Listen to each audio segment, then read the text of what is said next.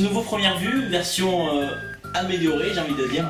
Rebootée, voilà. Complètement. On part sur une nouvelle base et avec une nouvelle structure de maintenance qui va sortir un peu de la case simple du podcast pour aller un peu plus vers, on va dire, l'émission.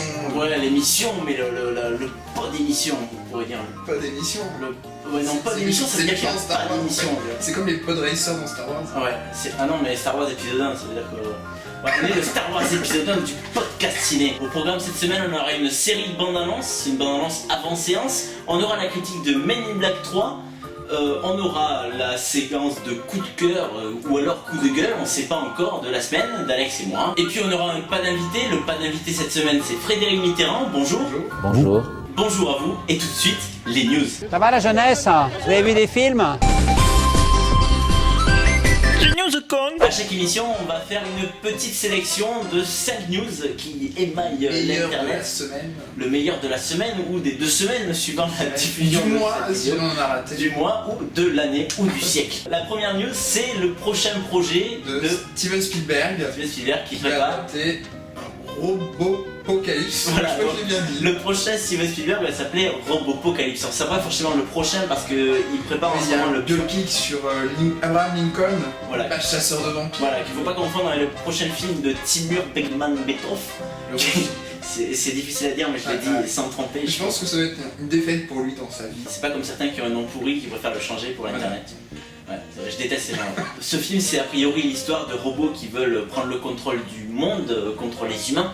Donc forcément, ça fait penser à Terminator et ça fait forcément penser à Isaac Asimov, etc. Tous ces bouquins de robots. Et ça fait penser à des bouquins de robots parce que c'est adapté d'un bouquin de robots. Comme quoi, ça tombe bien. Voilà. Moi, le titre me fait penser à Robot Geisha, j'ai peur de confondre quand il sortira au cinéma. Mais on verra ça. La deuxième news, c'est l'annonce très récente du palmarès. Ouais, les résultats du MTV Movie Award 2012.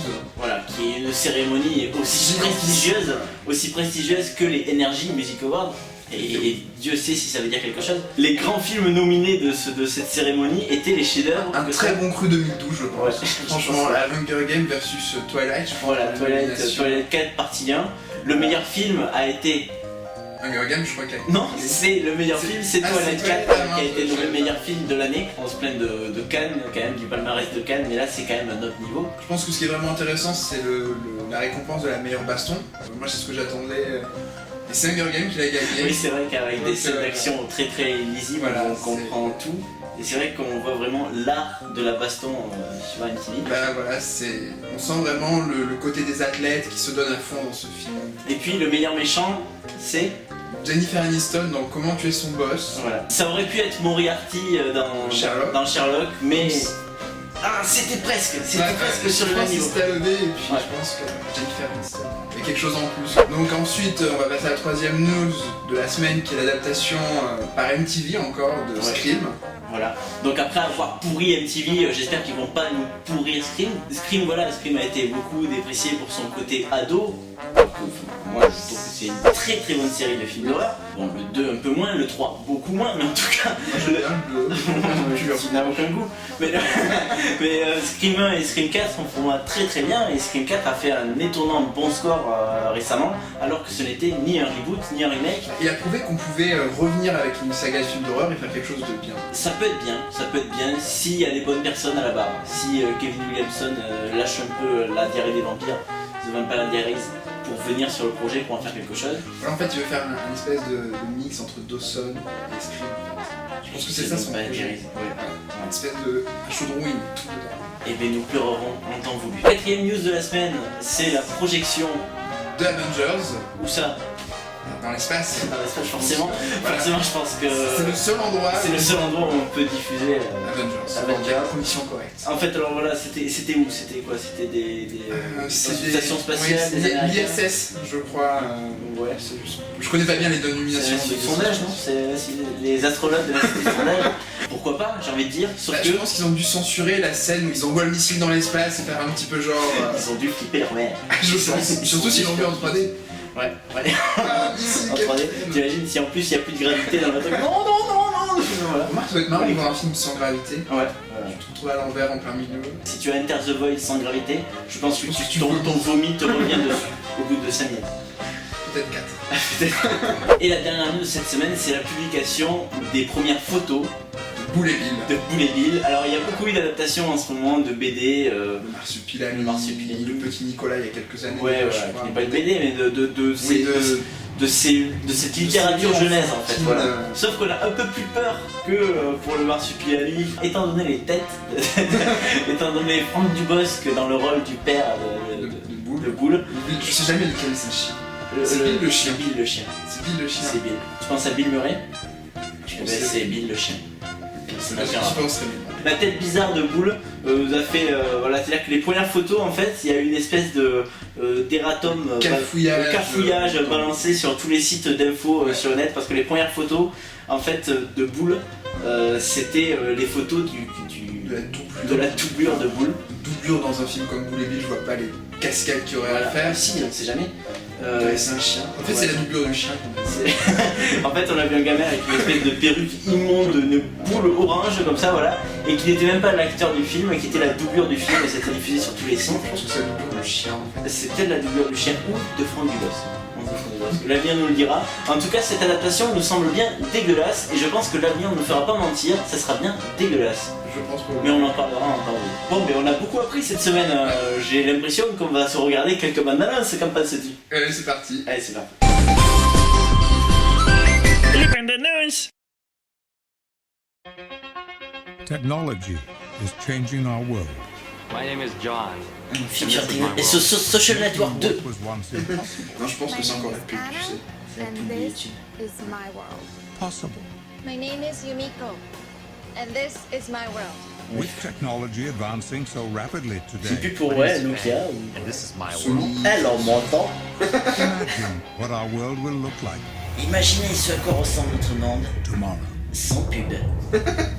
Ce serait bien. Ce serait le chaos. Mais le reste de la bande annonce de ce film n'a strictement rien à voir avec le début. Bon, le début n'a rien à voir avec la fin. Ouais, mais enfin, c'est sympa sur l'idée d'avoir fait le début avec ses téléphones. Mais le monde n'est pas censé être anéanti à la fin. Mais c'est Walking Dead en fait. C'est. Alice, Ok. c'est ma femme. C'est la femme du réalisateur. Regardez les belles ma femme, regardez les belles ma femme. Ça mène à rien, juste Alice. C'est Ouais. pas une phrase Alice est de retour ou un truc dans le genre. Resident Evil, Alice. And I heard, as it were, the noise of thunder. And behold, was death. Pour les États-Unis, je suis prêt à tout. Il est parti. J'espère Tim Burton qui n'était pas là au tournage. Avec le réalisateur de Wanted qui va dévier après avoir dévié les balles, il va dévier les canines de Les la- haches. Ah ouais, les haches. Ils vont lancer les haches en tournant. L'Amérique s'est construite dans le sang. De vampires. Qu'est-ce qui marche en ce moment dans le sang de vampires? Que ça, c'est. Défoncer des arbres à coups de Défonce masse. des arbres, il n'aime De pas les hache. arbres. J'ai toujours voulu être bûcheron. Ce qui est À la hallucinant, place, je serai président. Ce qui est hallucinant, c'est qu'on n'a pas vu un vampire de la bande-annonce, quoi. Ouais. Juste des hommes en chaque fois.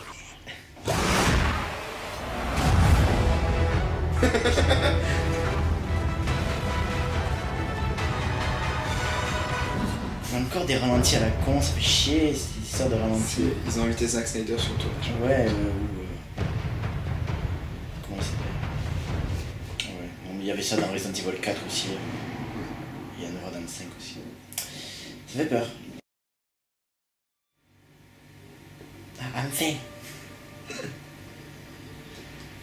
Un film qui va être bien. Enfin. Avec des gens dedans. You sound like you're looking forward to it. I'm adaptable. Je m'adapte, oui. C'est ok si tu le dis. I'm Gotham's reckoning. Il a dit quoi? Il a dit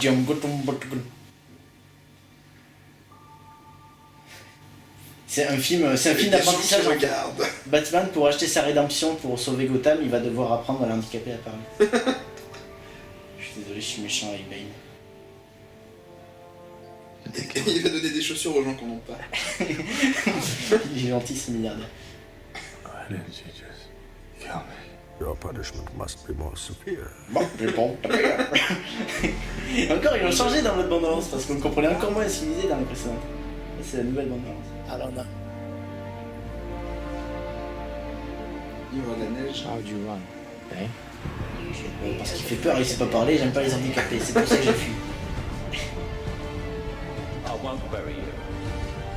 I've buried enough members to do Je pense que ça va quand même être le cartoon cet été, quoi. Non, c'est 2 spectateurs, nous on ira encore à la limite. You don't Là, je suis pas sûr que j'irai quand même. Batman, c'est un peu. C'est tellement 2009. You've given them everything.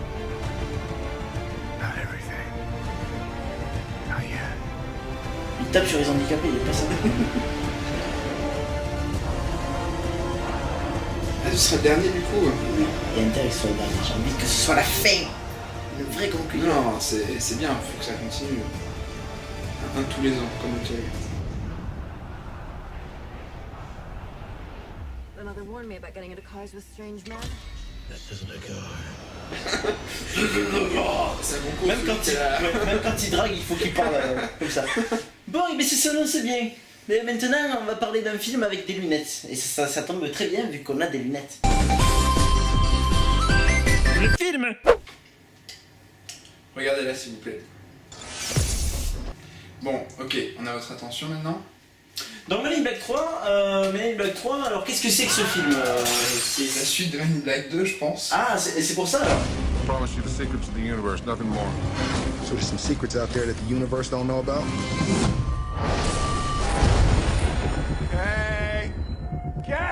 There is no K. He's been dead for over 40 years. Bon, à la base de la franchise Men in Black, alors ça parle de Les quoi? termes.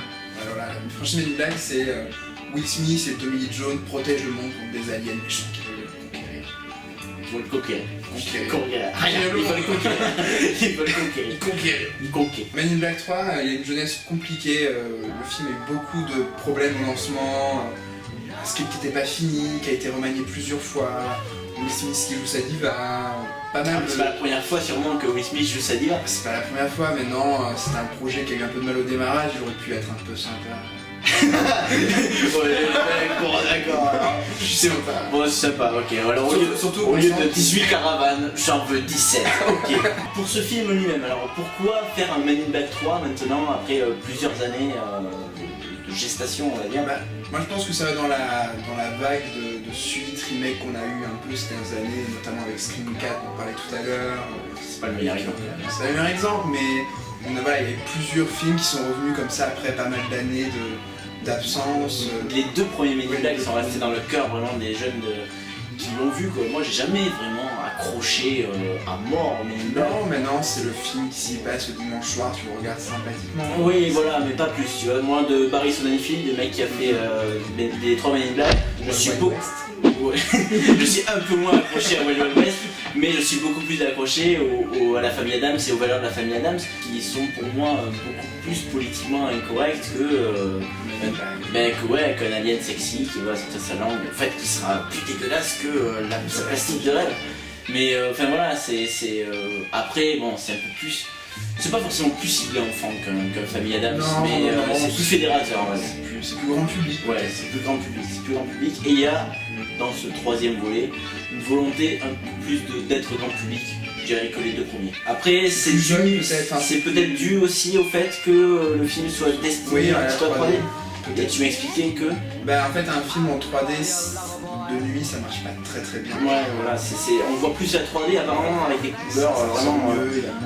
des couleurs éclatantes de beauté comme Men in Black 3, qui n'est pas non plus le film le plus coloré, mais en tout cas, il fait jour et ça fait plaisir à voir. Donc, l'histoire de ce Men in Black 3, qu'est-ce que c'est? Pourquoi il y a encore des aliens après s'être fait péter la gueule pendant 2 films? Pourquoi il y a encore des aliens qui débarquent pour dire maintenant c'est notre tour, on va péter la gueule aux humains? Parce qu'ils sont cons. Oui, c'est vrai. En fait, dans ce Men in Black, l'agent Cass on trouve confronté à un vieil ennemi qu'il a battu il y a 40 ans, il lui a arraché le bras, il l'a mis en prison. Il a arraché 7 bras. Il a arraché son bras. Ah. Je sais plus lequel, mais... lui arracher un bras, il se retrouve en prison. Cet ennemi veut se venger, du coup il va le tuer dans le Et passé. il sort de prison Il sort de prison sur parce qu'il a le bras long. C'était nul. Du coup alors il sort de prison pour se venger et qu'est-ce qui se passe? Et bien du coup il va le tuer dans le passé en fait. Du coup Khan n'existe plus. What? Il va le tuer dans le passé. Ça veut dire qu'il est dans le passé. Non, il revient dans le passé. Il revient dans le passé pour tuer K. Pour l'empêcher de lui couper son bras en fait. Je crois que c'est complètement débile quand même. Mais c'est vraiment le film est comme ça. Mais en fait le film est vraiment Le film comme est un ça. prétexte en fait. Mais le film c'est-à-dire que ce côté-là du scénario, autant dans tout le film, pendant tout le film, dès qu'on se pose une minute sur chaque élément. Donc ça. 22 secondes c'est je pense la limite. 22. 23 c'est mort. 23 c'est l'élément suivant. Dès qu'on se pose 22 secondes donc sur un nouvel élément de scénario, on se rend compte que c'est creux. On se rend compte que c'est creux et surtout que c'est incohérent. Voilà. Avec l'élément scénario donné 22 secondes avant. Mais c'est-à-dire que quand il y a dans une histoire de retour dans le temps, de voyage temporel, c'est toujours casse-gueule. Ça on le sait, c'est toujours casse-gueule. Pas toujours, même ils s'en sortent bien. Même si c'est abordé, même si ça peut être abordé de manière différente et il y a autant de voyages dans le temps différents que de films différents, mais dans Men in Black 3, c'est juste, il n'y a pas de règle, ça ne veut strictement rien dire. Il y a le méchant qui part. Donc c'est vraiment ça l'histoire. Oui. Le méchant part dans le passé pour tuer K. Donc J va dans le passé pour empêcher que ça se produise. Sauf que ça s'est déjà produit au moment où il s'en rend compte en fait. Enfin, j'ai rien compris au film.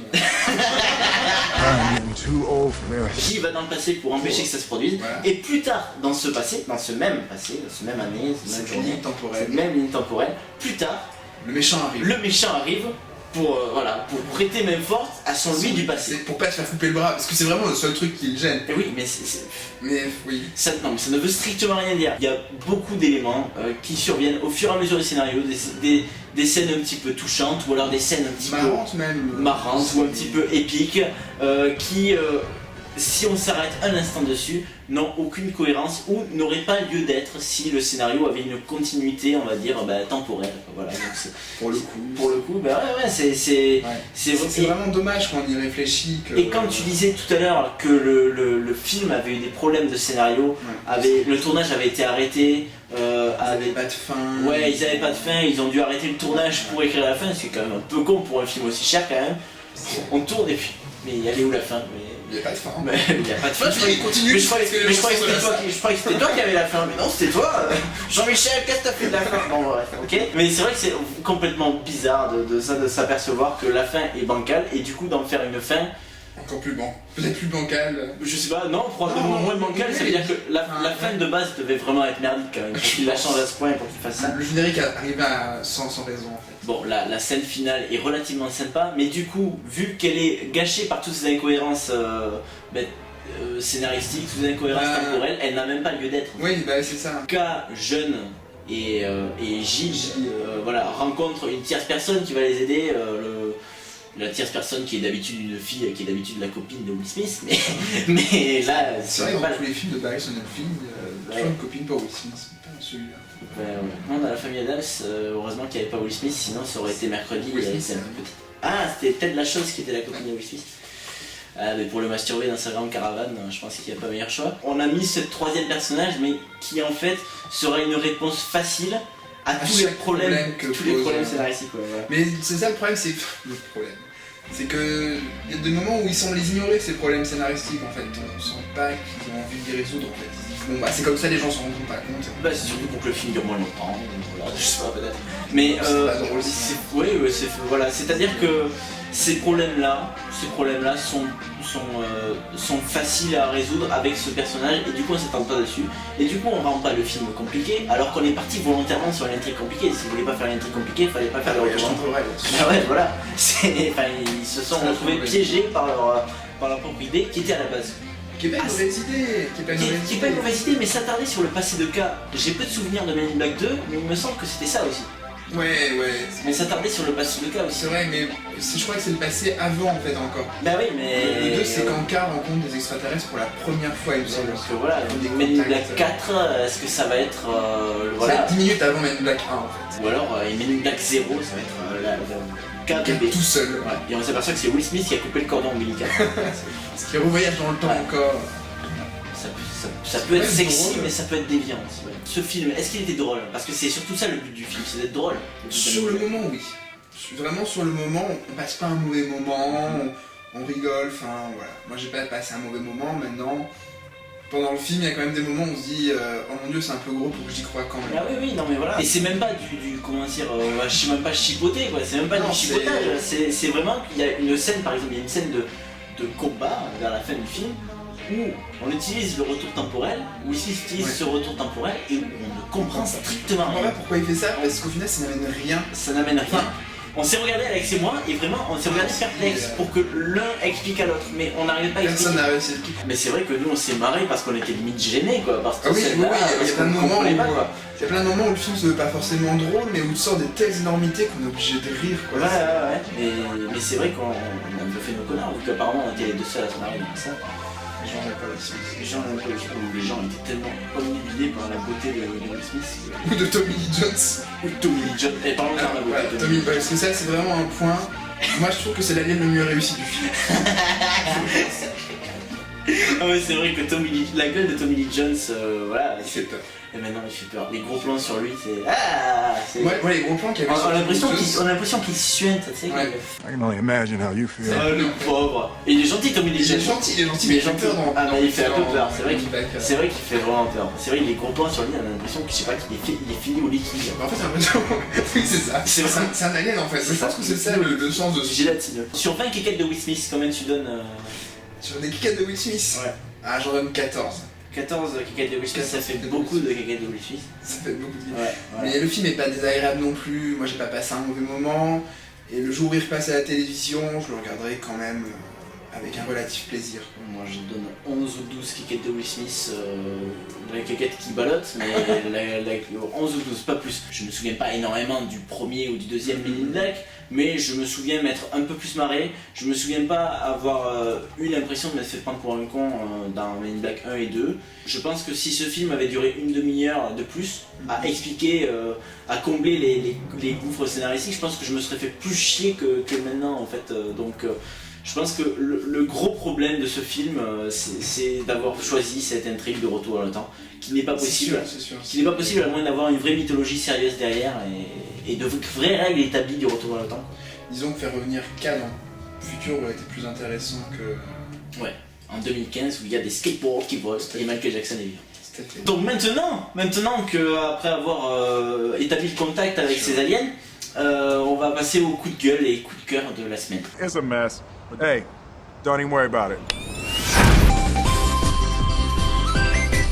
Coup de gueule, quoi. À chaque numéro de première vue, à chaque épisode de cette nouvelle émission du feu de Dieu, j'ai envie de dire, il y aura soit un coup de cœur, soit un coup de gueule de la part d'Alex et moi. Et cette semaine, alors, tu as sélectionné pour nous. Coup de cœur, moi, cette semaine avec la saison 2 de Game of Thrones. C'est juste la meilleure série du moment. Il y a tellement de personnages, c'est bien construit, c'est beau, il y a du budget. Enfin, c'est à milieu de tout ce qu'on voit sur les autres réseaux, les autres chaînes américaines. Bon, alors, saison 1 ou saison 2 de Game of Thrones? Saison 2, définitivement. Ah ouais? Ah, complètement. Non, la saison 1 est très bien aussi, hein, mais je sais que là, attendre un an pour la saison 3, ça va être très dur. Et bien ce qui est très dur c'est... Non, ce qui est très dur en fait, ce qui est très bien aussi, mon coup de cœur de la semaine, c'est j'ai enfin vu la saison 1 et 2 de Sherlock, qui est une série très rapide vu que c'est 3 épisodes par saison. 1h30 quand même. 3 épisodes, 1h30, ça fait des petits films, Mais quel film! The name Sherlock Holmes and the address is 221B Baker Street. Who are you? What do you do? I'm a consulting detective. What does that mean? It means when the police are out of their depth, they consult me. I'm breaking every rule letting you in here. Yes, because you need me. God help me. The game, Mrs. Hudson, is on. C'est une adaptation moderne, vraiment dans le l'ombre de nos jours, de Sherlock Holmes, mais c'est-à-dire apparemment très fidèle parce que les créateurs de la série sont entre Steven Moffat et Mark Gatiss, je crois. Ouais, voilà, qui ont bossé sur Doctor Who. Alors Steven Moffat qui est le showrunner de Doctor Who actuellement. Cette série qui est pour moi, je la regardais vraiment parce que le nom de Steven Moffat était entouré de prestige. Mais voilà, je l'ai regardé sans vraiment m'attendre à quelque chose d'énorme. Et c'était tout simplement énormissime, dans le sens où rarement, épisode par épisode, dans une série, épisode par épisode, je me suis retrouvé avec une aussi bonne construction. C'est sûr que Sherlock Holmes, ça peut pas sembler forcément super sexy, notamment après les films de Guy Ritchie avec Robert Downey Jr. qui sont sympas, mais bon, il n'y a pas de quoi se mettre la caquette en hélicoptère. Je pense qu'ils sont peut-être moins fidèles que la série. Oui, c'est sûr. La relation entre Sherlock Holmes et son pote John Watson est géniale. Lui est un antipathique mais super attachant, c'est vraiment un gros connard. Vraiment, on a envie d'être avec lui, on est vraiment subjugué par la manière qu'il a de résoudre les enquêtes, parce que c'est vraiment super bien écrit, super bien pensé et super bien réalisé. Et en plus de ça, le méchant, c'est un des meilleurs méchants de toute l'histoire des méchants, c'est Jim Moriarty, donc le fameux professeur Moriarty qui est la némésis de Sherlock Holmes. Et voilà, ce personnage est hallucinant. Moi, je suis sûr que c'est vraiment un de mes méchants préférés, mais vraiment dans toute la... que ce soit en télé ou en cinéma, vraiment je suis tombé amoureux de ce personnage complètement fou, aussi fou vraiment qu'un Heath Ledger dans The Dark Knight, où on retrouve vraiment la folie d'un mec qui fonctionne justement à la folie et qui met le personnage un personnage qui fonctionne que par la raison, qui met en face ses contradictions. Bon, Game of Thrones, on regarde. Doublement oui. Sherlock, on regarde. Triplement oui, donc plus que Game of Thrones. Et Men in Black 3, est-ce qu'on regarde triplement oui? Moi je pense qu'on regarde si on a le temps surtout. Moi je regarde si on a triplement envie de... Si on a triplement rien d'autre à foutre. C'est déjà quadruplement oui. Quadruplement rien d'autre à foutre, on regarde Men in Black 3. Mais on passe pas un mauvais moment, mais bon... Il y a quand même pas à se mettre les couilles dans un aquarium. Comprenne qui pourra. Merci. De rien. Et merci beaucoup d'avoir regardé ce première vue. N'hésitez pas à laisser des suggestions pour les prochaines premières vues. Laissez des films si vous avez envie de me faire chroniquer des films, si vous avez des suggestions de vidéos. Si vous voulez aller voir des films, vous savez pas quoi aller voir, vous savez pas si voilà. Et si vous voulez aller voir Men in Black 4, vous allez en voyage dans le temps et vous nous racontez. Mais sinon, pour les vidéos des semaines prochaines, n'hésitez pas à faire des suggestions. Et puis la semaine suivante, ou dans 2 semaines, ça sera un nouveau film. Voilà. Soit Prometheus, soit The Dictator, soit Blanche-Neige, soyons fous. Ou soit High School Musical, mais peut-être pas High School Musical. Moi je préfère High School Musical quand même. Bon alors High School Musical. Salut.